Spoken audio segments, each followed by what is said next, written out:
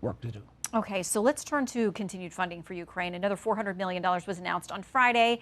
There are questions about, there'll be more requests from Congress, no doubt, in the coming weeks about that. And while there is strong support there here across the U.S., across the West, the polls show that it's pulling back a little bit.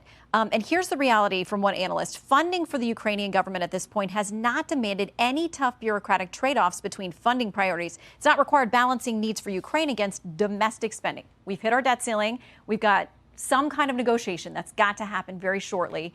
There are competing needs, and they are very real. So where do we assess our financial commitment to Ukraine? Shannon, let's look at this. We've allocated $113 billion to Ukraine.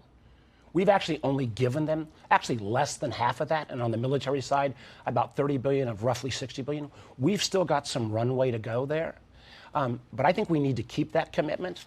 And the truth is, the Russian army is being chewed up by the Ukrainians. We spent $800 billion a year on defense in most of my lifetime to prevent Russia from exploiting that. We're having the Ukrainians do that right now, in a sense, for us.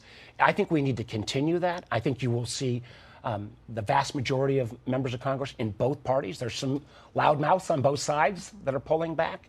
But if we're going to keep in this competition against Russia and China, Putin cannot be successful. And at the same time, we have to realize, as we look at China, that national security is no longer simply tanks and trucks and guns and ships.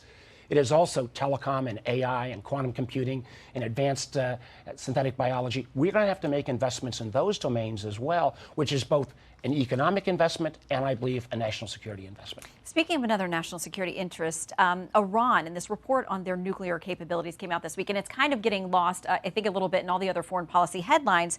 But